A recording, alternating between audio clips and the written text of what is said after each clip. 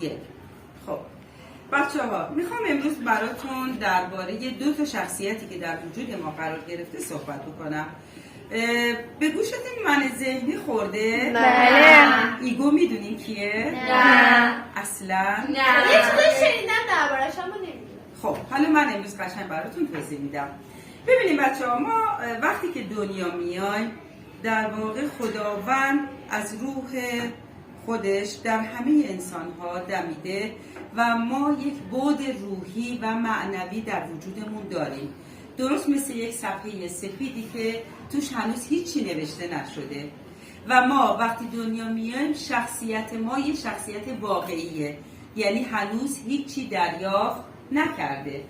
اما به مرور با بزرگ شدنمون، حالا به هر سنی که میرسیم، با ورودیایی که داریم، با آموزشی که از پدر مادر میگیریم، از مدرسه میگیریم، از رسانه میگیریم، با کتابایی که میخونیم، با هر اون چه که به ذهنمون، خوراک ذهنی که به خودمون میدیم، اون من ذهنی ما بزرگ میشه و بزرگتر میشه.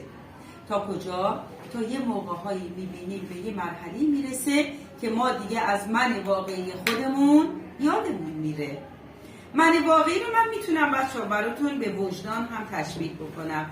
براتون پیش اومده که یه موقعی یه کار اشتباهی کرده باشین و یه لحظه یه برخورد زننده یا خدای نکرده حرف زشتی، دعوایی، دلشکستنی، یه کاری کردین، بعد توی خلوت خودتون میگین ای وای کاش این کارو نمی‌کردم.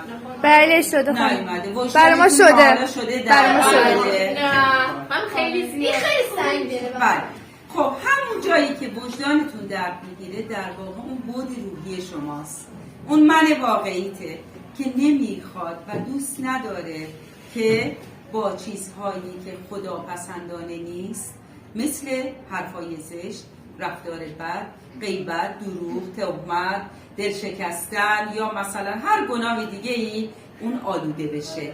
من واقعی شما همیشه داره تلاش میکنه که خودش رو حفظ کنه، اما من ذهنی، اون آموخته های شما، الگوهای تربیتی، چیزهایی که یاد گرفتیم و تبدیل شده به یک ایگو، یعنی یه شخصیتی که دائم تو رو تشویق به کارهای بد میکنه. ولش کن، حالا بگو اینو، ولش کن، حالا مسخرش کنیم، ولش کن، حالا بیا غیبت کنیم.